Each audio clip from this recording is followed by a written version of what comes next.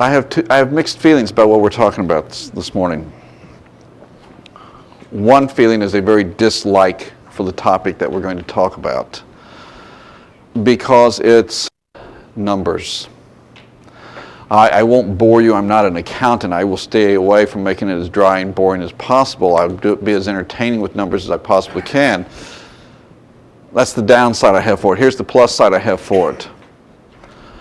My experience has been that people in this industry are very passionate about what they do. There's not a whole lot of people who became golf pros but really can't stand the game. There's not a whole lot of people who went into the business of selling things in the golf industry and couldn't stand it and would say, I've never been on a course before, I just know how to sell the merchandise. There's usually a passion for the idea of what it is that they're selling. Or perhaps it's a convenient avenue from the standpoint of I simply have a passion for being able to be with people and help them enjoy doing what they're doing. The numbers, however, are a very definite requirement. If you want to have the enjoyment side of it, you got to have this side of it. This is the absolute necessaries of things. What we're going to look at today, other than pictures of my grandfather's store where I played when I was a kid growing up, I still remember things like that tile and think, how many days did I clean that stuff? Well, for those who have been with me here for the first time, I am a fourth generation retailer. I come originally from Fort Smith, Arkansas. That's why my friend who just walked out of the room was asking the questions about who wants to be a Longhorn fan, because we are fairly intense rivals about that aspect. But I was very fortunate to have had a great-grandfather, a grandfather, and a father who were very much so strong students of the concept of running a business. Great on people skills, loved talking to customers, but also knew that if they were going to go out on the sales floor and enjoy visiting with someone, that there had to be a strong backside to what they were doing, a sound foundation for understanding and doing the numbers.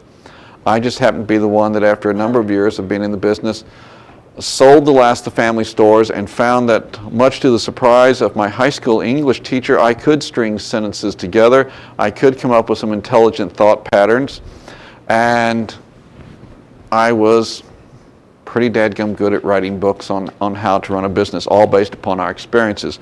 I gave to each of you a postcard. Most of you have been in my classes before. How many people do I have here this morning who've never been in one of my classes before? I keep getting fresh bodies all the time. This is good. All right, so for those of you who are first-timers, let me explain. Here's what I want you to do. The rest of you, you've already been through the exercise. I want you to take the postcard and flip it over to the side for the addressing, and address to is you. Wherever it is, your home or business, I want you to address this postcard to yourself. I want you going home and doing something with this stuff. I don't want you coming through this evening and telling somebody you've been through 12 hours of classes and you sat there and you really don't know what you're going to do with any of it. Because once you have filled out the postcard and you flip it to the other side, and I'm going to ask you to take and write down on the postcard, what are you going to do? Not at any particular time. If you don't write down during the session, I'm not coming after you. But what I am going to ask you when we're done with the session to let me have your postcards back in their entirety.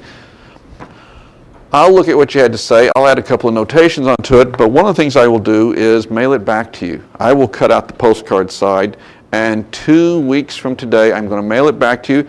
And if you've said, I've got to do this differently about my finances, well, that postcard's coming across your desk, and you can run it through the shredder if you want. But I'm kind of thinking more so you're going to take and you're going to hang it up somewhere where it's going to stare you in the face, and it's just going to eat at you till you do it. And that's what I want to see happen. So we looked at this idea for a presentation topic, 3 steps to improve your profit margin. Here's the way you could do it. Number 1, you could learn in your business how to decrease your operating expenses. Payroll, rent, insurances, taxes, all that stuff. You could learn how to take and decrease operating expenses. Number 2, you could find ways to increase your prices by offering more quality to your customers. You could raise your prices. And number 3, you can increase your margins by lowering your inventory cost. Finding ways, and that would partially be in buying it in bigger quantities so that you're getting a lower price. But one of these three, decrease operating expenses, increase prices, or increase your margin, those are the 3 steps to increasing your profit margin. Okay, thanks for coming. Good time. Is that good or what? Who says retail's rocket science, huh? All right. While that's true, how can we take and actually do something with it?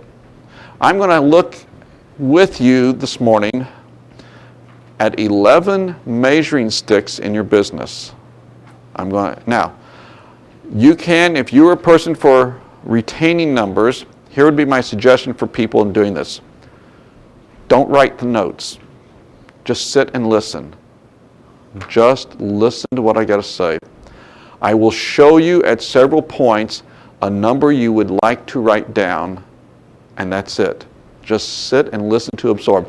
If you are the type of person who I only learn by writing, please go ahead. But what I find when we have an hour to cover this topic, people say this is just more than I can absorb. This is what I find works very easy for absorbing. We're going to look at 11 measuring sticks. I'm going to tell you how to calculate them. These are phrases that you have probably heard from an accountant, and you've never called the accountant's hand to tell you how does it work. It's a kind of relationship where the accountant knows you don't know this stuff, but they're not going to do anything about it. So from that standpoint, I say the accountant's lazy. And then I look at the person from the merchant's side and say, and you don't know this, and this is your money? And maybe you're the one who's being lazy and saying, well, I depend on my accountant to do that.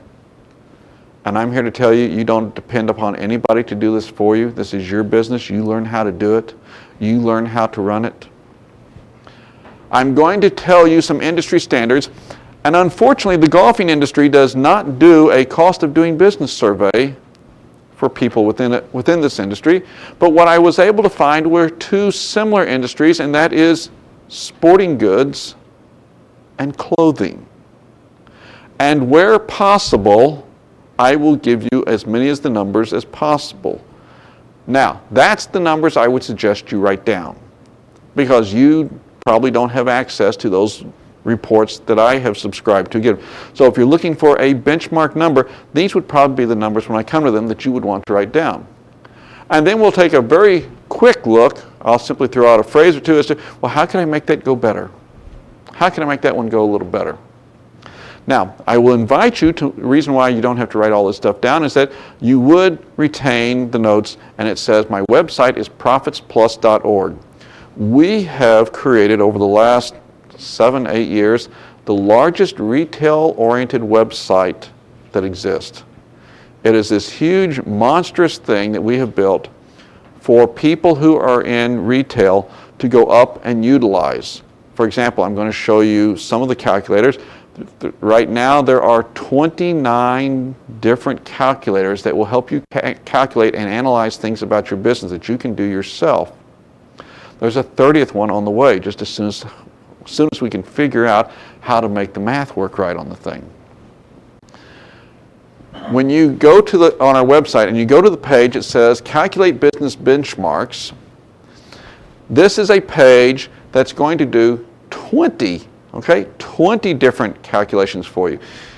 And it's going to take and run all of these numbers for you. Now, a pre-suggestion I would have would be going up and trying these 2 calculators. We have a small business knowledge test and we have a small business financial knowledge test. As you can see here, these are multiple choice situations. There are 20 of them. You click in your answers and at the bottom you hit submit, and just as fast as your internet access is, this thing will total it up and say, and here's your grade. It will tell you, you get an A, a B, a C, or a D. I will tell you this one, even if you get 0 out of 20 right, you still get a D. No one flunks. All right, now, and I have logic. I wouldn't be in front of this. There's logic behind this. You at least tried. The person who gets the F is the person who tries for nothing. Even if you got 0, you were curious, and I bet you're irked enough at yourself that you're going to figure out how to get the answers right the next time. And you can keep taking the test over and over and over as much as you want. But there was a small business financials, there's a small business knowledge, and then there's a page the financial ratio calculator page that will do 20 of the ratios.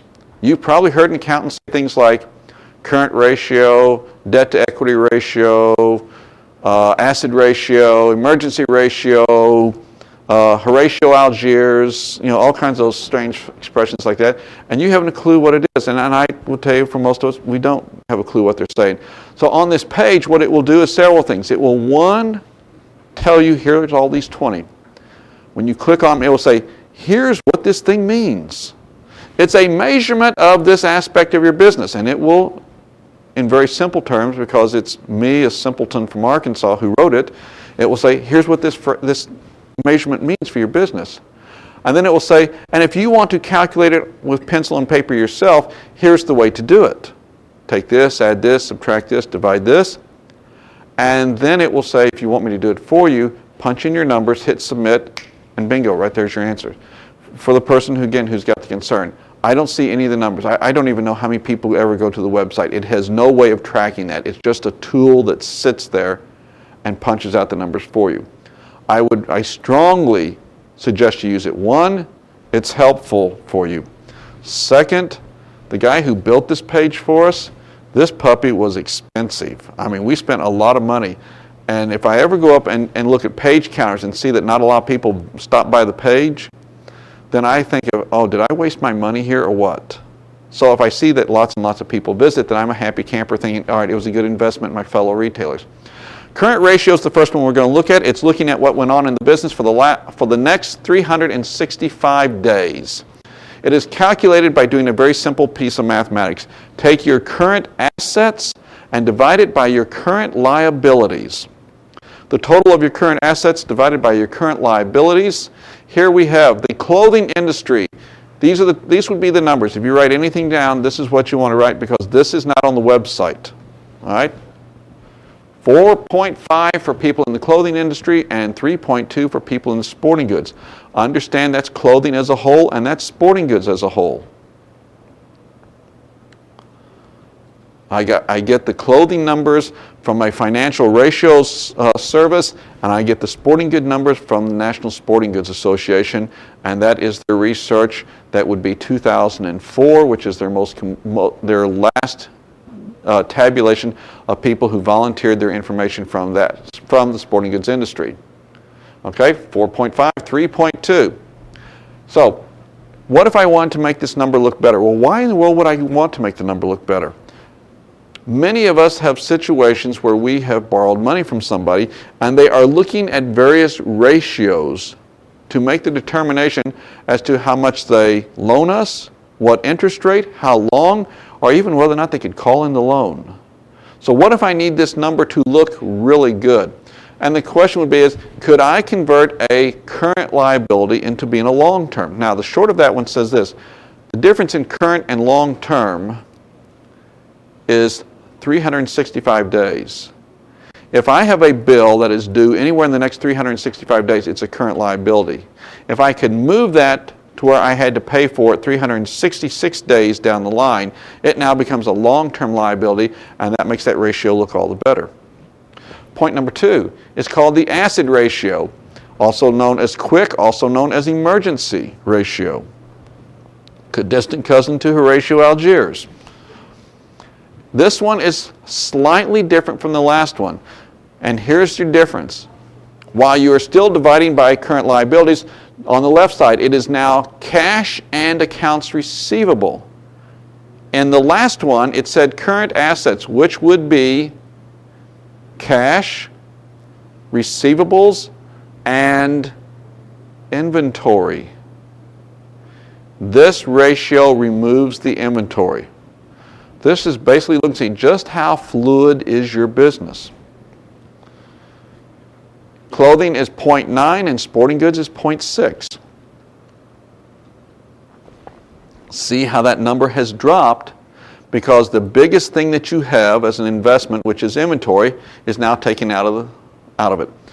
My suggestion for this one, as well as for every ratio that we're looking at, would be what you would do is take your last set of numbers, go up to the website, punch them in.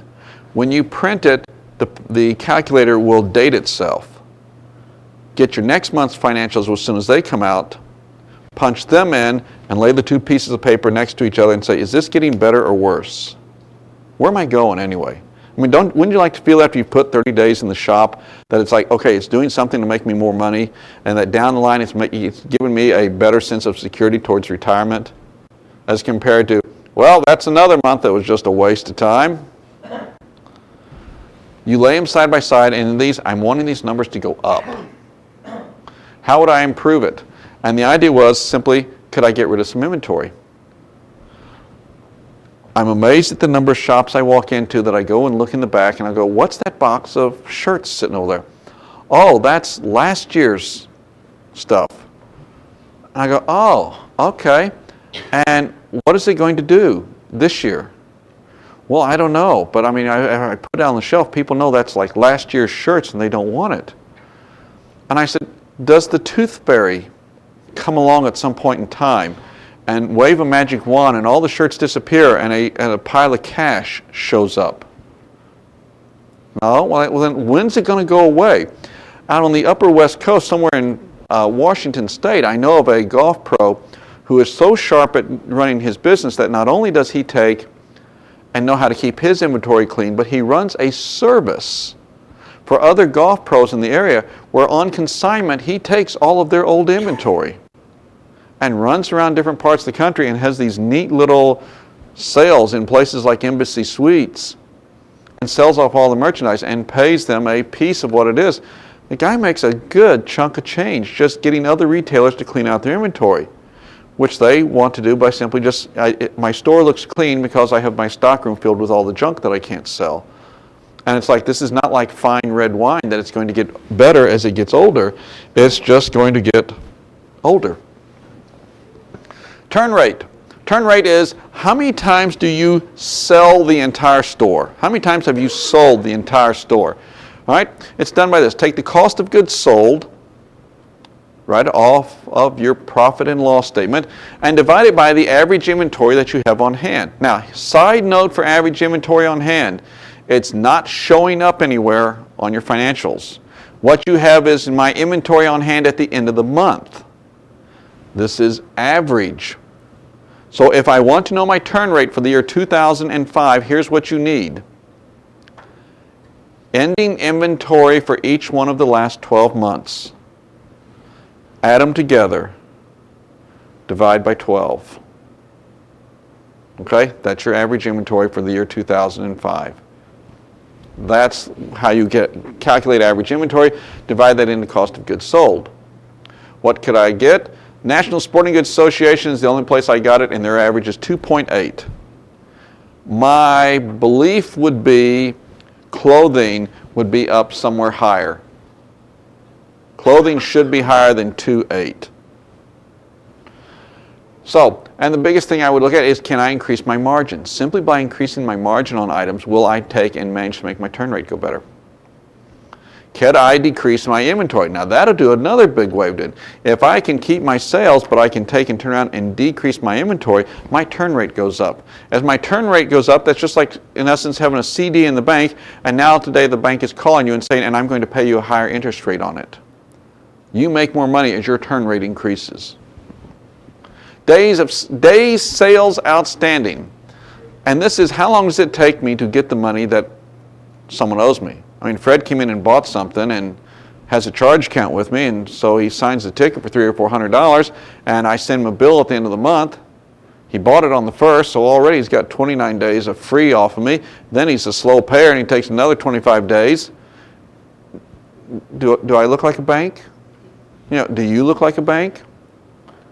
This stuff's costing us money, because in essence is money that's not going anywhere and doing nothing, that just is out there for free. I'd like free money. Now there are a couple of ways to calculate this. Here it is, several ways. Receivables, your current receivables multiplied by 365. Whatever answer you get, divide it by your net sales. Your net sales is your sales over the course of your receivables multiplied by 365, divided by the net sales. That's the calculation that we use on the website. There is another one out there, and that is take your accounts receivable, current amount, take your credit sales, out of the past year and divide it by 365. The second one is also used, but for our website, we use the first one. What could I do? Well, I can't give you a particular number, but I would say this one. Whatever your terms are for people paying you, it should never be that your answer is more than 1.5 times what your terms are.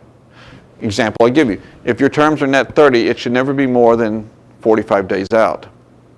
If your number is higher than that, it means that your money is not working for you. It's like burying it in a coffee can in the backyard.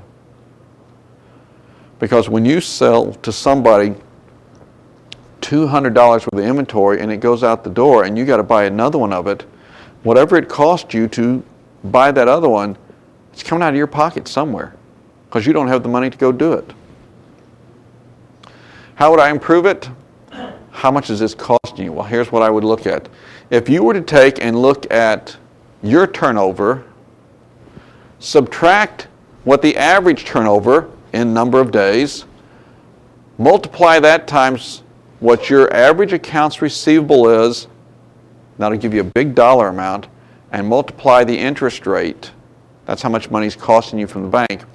And you go, oh, well, that's $6,000 some odd dollars. And what I'm telling you is then your slow collecting of this money is costing you $6,000 a year. Oh my gosh, I didn't think it was that bad. Do that little math exercise and you'll see, here's just how much slow paying customers are costing you over the course of a year. I find with many people that once you know that number, it becomes inspirational. Very inspirational. And you sit there and think, $6,000, that's $500 a month. You know, I could eat out lots of nice times every month on $500 a month. And to get that, all I got to do is get out there and get the money back into my business quicker. Accounts receivable turnover. We have an item up there, one of the 20 calculators, that will help you a step further to age them. It will help you calculate the aging of all of your receivables. I invite you, again, but this whole 20 calculator thing, this is absolutely free. You can't pay for any of it. It's just there for you to go up and play with. Days of inventory on hand. So if you bought nothing else, if you stopped and received nothing else in your store as of today, and people would walk in the door and still continue to buy, how many days before you'll run out of inventory? Given your current rate of sales, how many days will it be before you finally run out of inventory? There are a couple of ways of calculating. The first one, which we use, current inventory on hand. That comes right off of your balance sheet. Then take cost of goods sold and divide it by 365. Divide that answer into current inventory. Or if you already know your turn rate, you can divide your turn rate into 365, and that will tell you how many days your inventory is going to be here. So, what's the idea? Do I see how low I could go? All right. Here's what I got for an answer from NSGA is 130 days. That says don't take anything else in, and from now for all of February and March and April and the first, February, March, April, May, and the first couple of days of June, you don't have to get any more inventory. You fly just fine. Am I happy with that? And I gotta say, I don't think so. If I can take and squeeze it out a little bit more, perhaps I can be more profitable. How would I solve this? The question I ask you, do you use an open-to-buy system? Open-to-buy system, we're not teaching this class today, but one of the ones that we have is a class that says, here's how to calculate how much inventory you should have in the store and when should you have it, and when should you not have it. Now, to solve that for you, here's what I got. If you go up to, again, back to our website, there's an article up there. If you just click on the word sitemap, you see the alphabet appear, click on the letter O, and look for the article on Open to Buy. Look for the explanation of Open to Buy. Or thirdly, take the Open to Buy calculator, which is an Excel chart, and you can have it. It's free. Just simply download it. It's a very simplistic one, but it teaches the concept very well, and you can be able to begin to track how much inventory should I have in here at what point in time. Return on equity. Return on equity, it says, how well is my money working for you? Your equity is just fancy for saying this is your personal money that's in this business. How well is it doing? Or would it be better if I simply just didn't have this business and I took that money and stuck it in a CD in a bank? Now, let me assure you that working on a CD in the bank as compared to your business, that's not acceptable. I mean, we should not even be anywhere near close to what a CD rate is. We need to be up here because there's a lot of gamble in what we're doing, whereas a CD in a bank is secured up to $100,000. It's calculated by simply taking your net income and dividing it by the equity that you have in your business. Net income divided by equity. Clothing industry is 14.1, and there was not one from the National Sporting Goods Association. So all I could find as a number for you was 14.1 out of the clothing side. The question I would have you to look at in consideration for this is, so as a dividend or with regard to the retained earnings, how much you pulling out of the business. This will affect what this number looks like. The other way of doing it is simply, how much more money can I drive to the bottom line of my business? Return on assets. Return on assets is a measurement that says of all the assets I've got, which is inventory, fixtures, equipment, everything else, that's a positive. If there's a company car, that's an asset. How well are these assets doing something for me? All right, well, when I calculate it, it's a very simple mathematical equation. Take your net income out of the business and divide it by the total of all the assets. The assets are very simply stated on your balance sheet. There's a line called total assets. What's that number? For the last year, my net income, what was that number? Divide it by the total assets and you get an answer. Clothing was 6.6 and sporting goods was 4.4.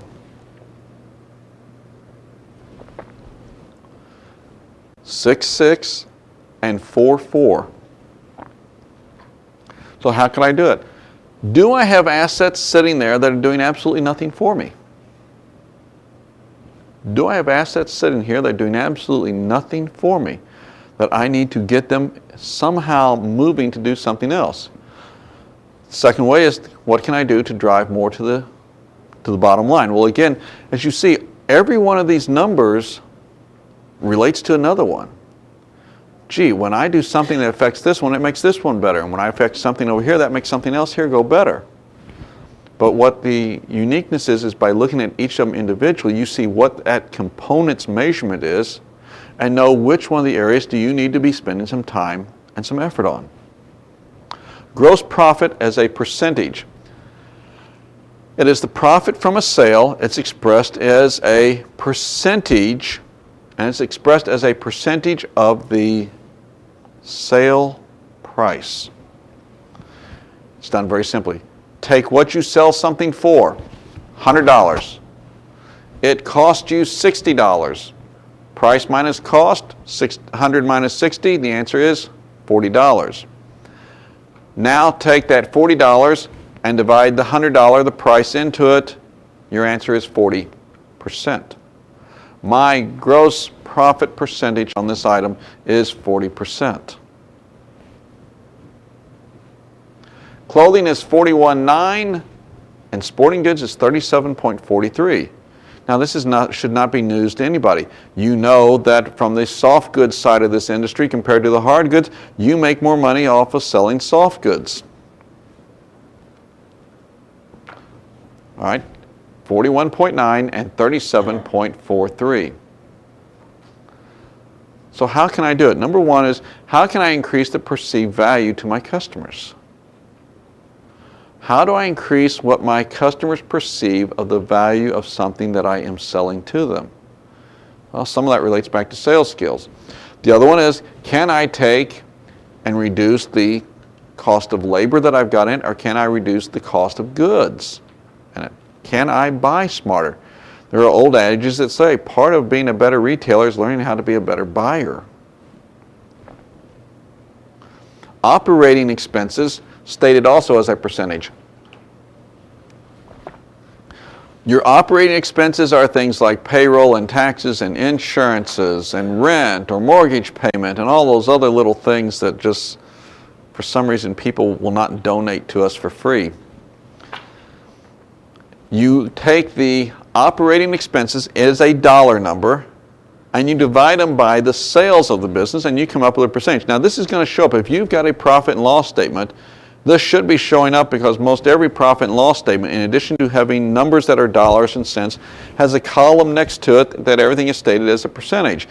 So that if you were to look at payroll, whatever your dollar amount is, and as you scroll to the right, you may take and see 16%. What is that telling you? 16 cents of every dollar you take in goes to pay payroll. You scroll all the way down to the bottom and you see, well, total operating expenses is X dollars.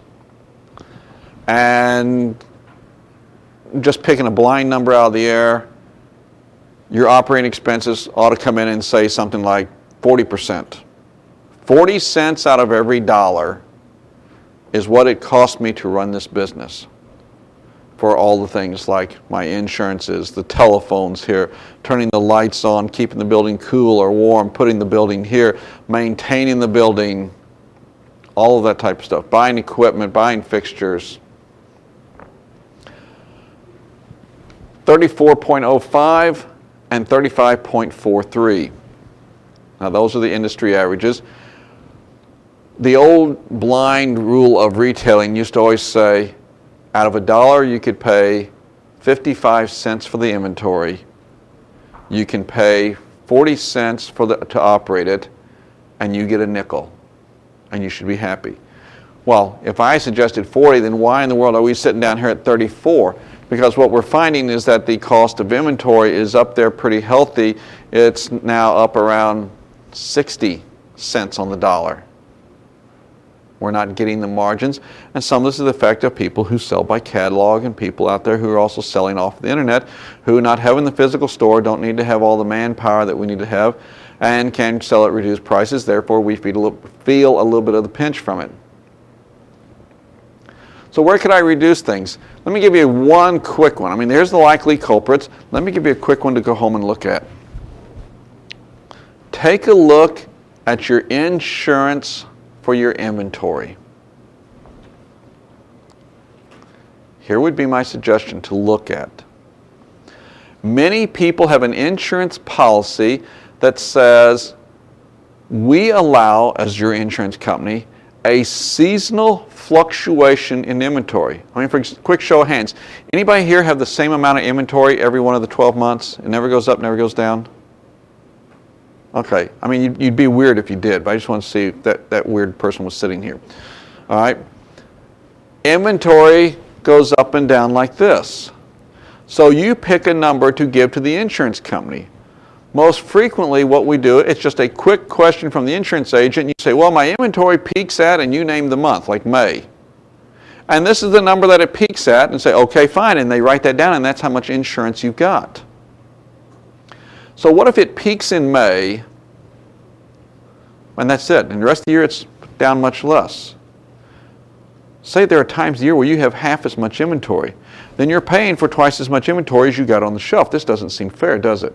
No, it isn't. If the insurance policy says that for Chris's shop he has a seasonal allowance of 25%, that says if Chris had $100,000 worth of inventory, he could have $125,000 seasonally, and he's covered. Everybody okay with the math with me?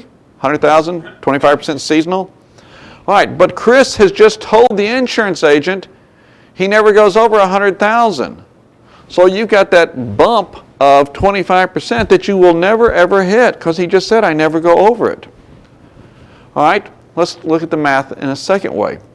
What if Chris says, no, what I want is $80,000 in inventory insurance, and you allow a 25% seasonal bump? What's 25% of 80,000? It's 20,000. Add the 20 plus the 80. It allows a seasonal bump of $100,000. How much did you just tell me the top end of your inventory was? $100,000. So instead of buying $100,000 worth of insurance, I'll only buy $80,000. And the seasonal bump that's expressed clearly in my insurance policy covers that month of May where I hit the 100. That's the first place I would tell you to go look and see, could I be perhaps over-insuring my business? My mother's expression was always, I'm insurance rich, but I'm money poor. Cost of goods sold. It is a mathematical equation that shows up on your profit and loss statement that very few of us know what it means. And here's what it is as a calculation. How much inventory, we'll use the month of January as an example. How much inventory was in the building on January 1st? Throughout the 31 days of January, how much inventory came in? Add the two together. On January 31st, now mind you, when I add the two together, there's never that amount of inventory in here because you know you're selling stuff, but it's the mathematical equation. Opening day inventory, everything I bought during the month, add the two together. How much inventory is on the last day of the month? Subtract that out. The number you have left is your cost of goods sold. That's how it's calculated. Everybody okay with that? And I say that slowly because it's an item that's on there. It's an important number. And from my experience with it, if I were to ask people to write it down and say, tell me the equation for it, majority of people say, I don't know where they get that. It's just a number that shows up. I have no idea. It's a line item on my financials, but I don't know where it came from. That's what it is. Industry average, 58.1, 62.5. All right, translate it. $58.10 is what it's costing me for an item that sells for $100. $62.57 is what it's costing me for an item that sells for $100 in the hard goods side. So this is why when I gave that example a while ago of that 55 and 40, it doesn't work because we have gone over the 55 in both of them. So to keep a decent profit margin, I have to learn how to have lower operating expenses. If you can lower these and you can lower your operating expenses, then Jeffrey, that's just more money in your pocket. I know it's a tough thing to deal with, but you look well qualified. Okay? How can I do it? How do I can reduce my inventory cost? You could go up and do so by getting this other little cool calculator we built up on our website. It's called the Cost of Inventory Calculator. Here's an example. You are buying, let's pick an item. I'm buying a certain golf ball from some wholesaler. I know how many of those golf balls, and I don't care if it's in a sleeve, I don't care if it's in a pack, I don't care if it's in a case. I know that I'm selling them at so many per month. I buy that from the wholesaler every month, certain number of packs of it. I come to the show, the manufacturer's got a display. I don't have to buy it from the wholesaler at this point. I can buy it from the manufacturer. Now, the manufacturer says, here's my price, and it's a whole lot better than the wholesaler. The manufacturer says, I'll pay the freight bill, and the wholesaler charges me freight. The manufacturer says, and I'll give you 120 days to pay for it, and the wholesaler says you got to pay for it at the end of the month. Is this story sounding familiar to anybody here? So we know where I'm going? So the question I'm going to ask you is, which way is better to buy it? Which way is a better way to buy it? And here's the thing. If you have an answer, I will tell you this. If you got it right, it's because you guessed, because you didn't know. And the reason why you don't know is because I didn't give you enough information to figure it out. So how could you know when's the right way? I got asked this question a lot, and I said, well, there's a way to mathematically do it, and so I created this one. Here's another free calculator up on the website, cost of inventory calculator. What you're going to do is you're going to have two sides, like one over about here and one about here, and you're going to say, here's how much it cost me from the wholesaler, here's how much from the manufacturer, here's what I'm selling it for, here's how fast I sell them. Is there freight involved, yes or no? Let's see, cost from each, freight from each, rate of sale, and then it will say, how much does your money cost you? Oh, and how quick do you have to pay for it? There's another, how quick do I have to pay for it? And you punch in those numbers from each of the two scenarios and say calculate. And it will run an 8-month scenario for you and say, here's the comparison, this way or this way. And what you're going to see probably at some point in time is it's going to switch from this one's better to this one's better. And that's where you got to look and say, well, then that's how many I should buy. Because what you run into a problem is, well, this is great that I can take and buy it from the vendor and I get this great price. But unfortunately, what I'm buying is a 1-year supply and I got to pay for it in 4 months.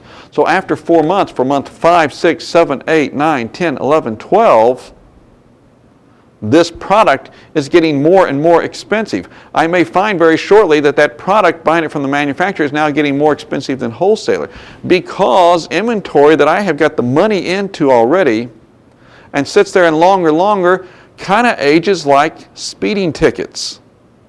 You know, they get bigger and bigger and they become more serious as we go further and further along. And as that happens, I may find, I was making more money if I would have just stayed buying it from that local wholesaler every single month and not trying to go out and chase this so-called good deal. Even if it was a deal where they said, and we'll give you 3 free shirts to go with it. You may find you just paid $300 and some odd for a couple of shirts. Not good. So go look at this calculator. Debt to equity ratio. It is comparing everything that you owe, to what it is that you got into the business.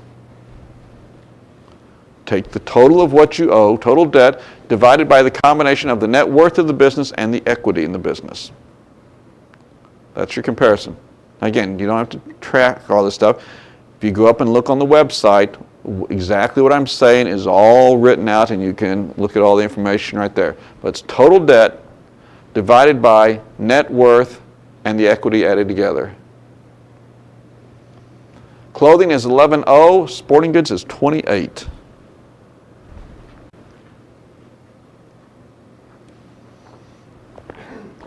Do I have assets sitting there that are doing absolutely nothing? Give an example, different industry. I talk to people who sell carpet. They have big warehouses behind their stores with all these huge rolls, and they have to have a forklift to pull that roll off the rack to bring it down and put it on the truck and cut out the pieces to go install at your house.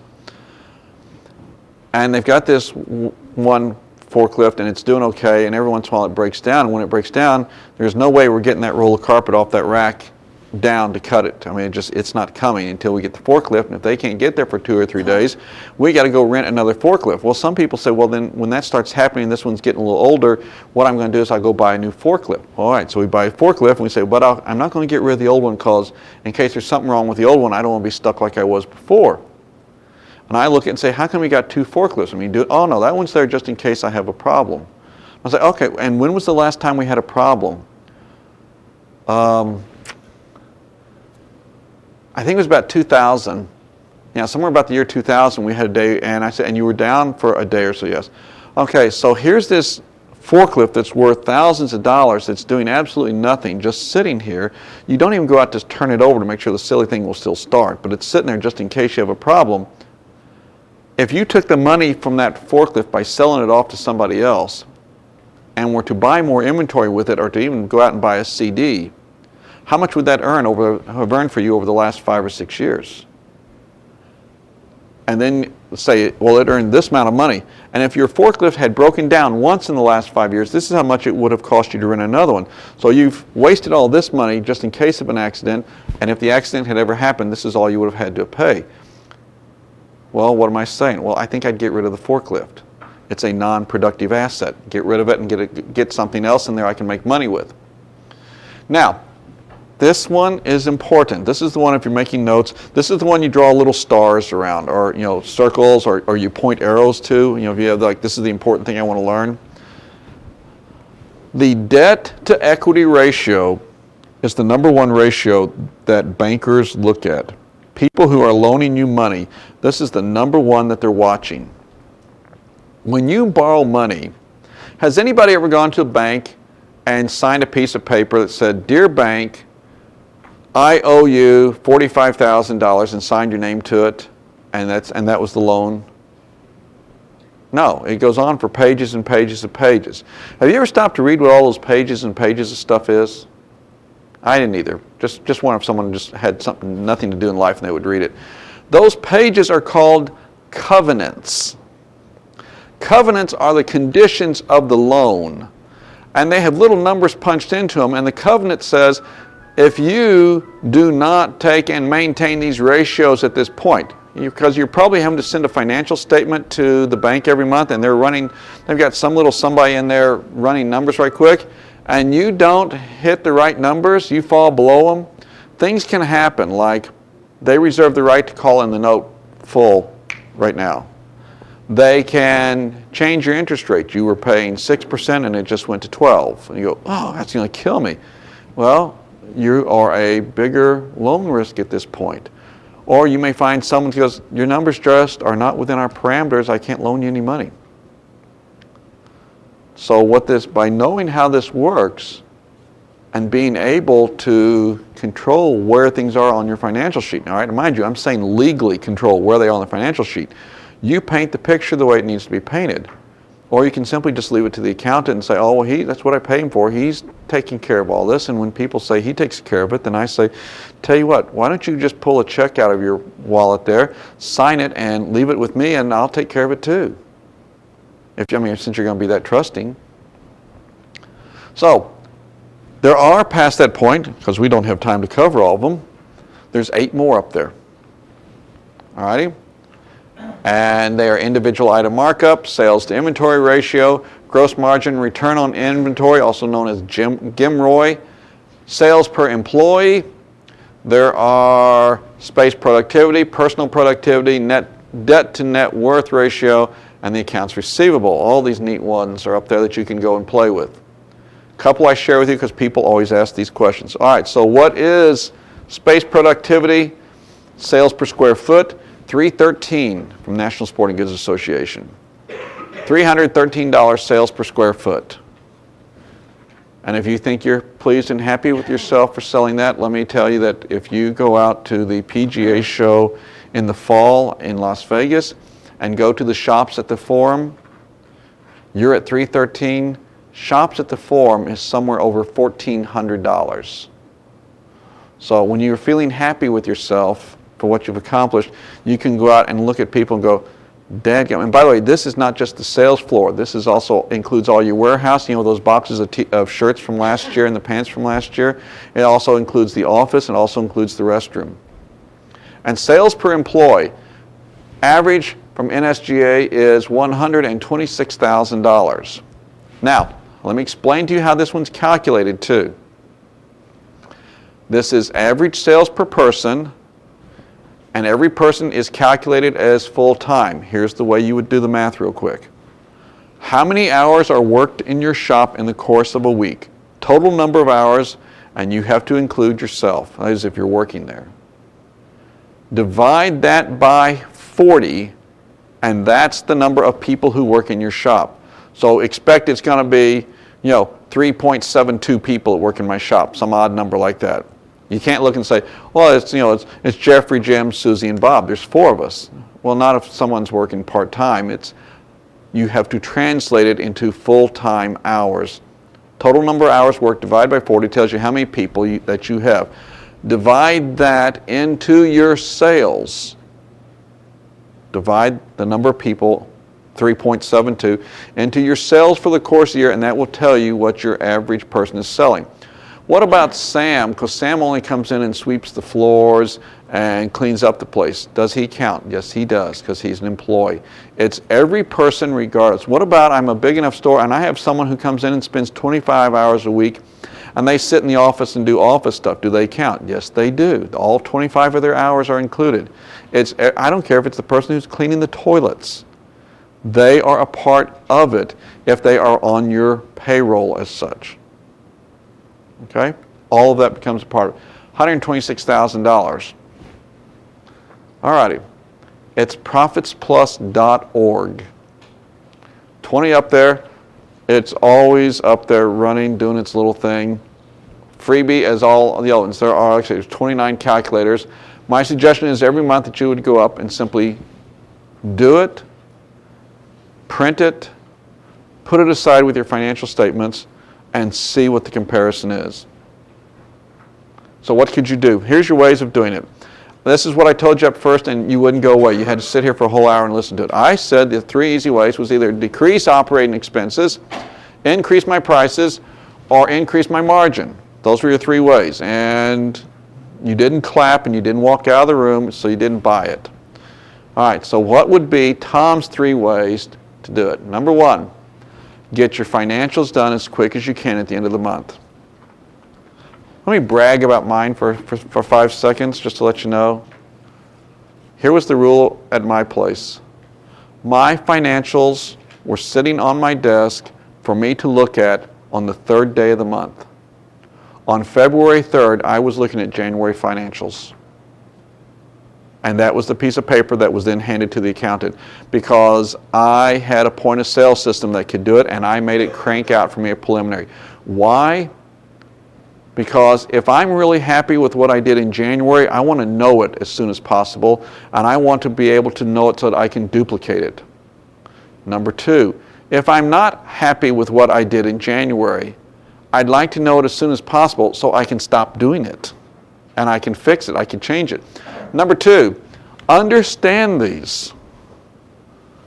The people that irk me the most are the ones that say, I don't have to worry about it. My accountant takes care of this stuff. My accountant watches over this. It's your money. No, they don't. If they cared for you and loved you, they would have taught you this stuff. I'm not saying that they despise us. I'm not trying to set up an adversarial situation. My baby brother is a CPA. But they have to learn to help us, and it happens only because you stay with them. My beloved accountant died years ago. I went to a person who was a customer in my store. To this day, I instill training him how to take care of me. And I say to him, Gary, let me have you understand why I'm always harping at you. I teach this class on how to do things. And I am not going to sit there and do something different than what I teach. I want to know this stuff from you. I need to have this answer. This is what I need to do here. You and I need to talk more than once a year. More than once a year when you send me that packet and say, now fill out these papers and mail it in to me, and then you call and say, I got your numbers ready for you. Here's your tax return. We need to talk every so often to see where the path is and see where we're going. Understand the financial ratios yourself. And number 3, go up to the website and do your own monthly checkup. That would be my 3 steps on how to do it. Going home points, or going to lunch points, I should say. Number 1, on the back of your presentation notes, there is an article dealing with what we are talking about today. Okay, telling you that your financial statements are more than just a piece of paper. What is it they have on them? Number 2, just before that, there is a special order form for the books that I've written. Everything that you've seen up here today it's a freebie. You go up and use it.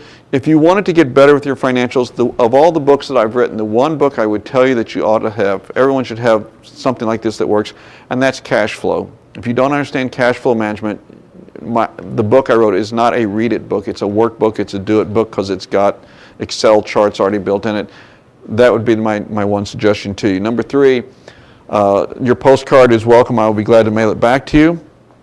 As well as you can simply drop off the survey that comes from the people at the PGA. I'll sort those out. And the last one is I have another poster, as I've had for every one of them. It's a poem, and I do not know where it came from, but it's on this hot pink paper. And it says, my competitors do more for me than my friends. My friends are too polite to point out my weaknesses, but my competitors go to great expense to advertise them. My competitors are efficient, they are diligent, they are attentive, and they would take my business away from me if they could.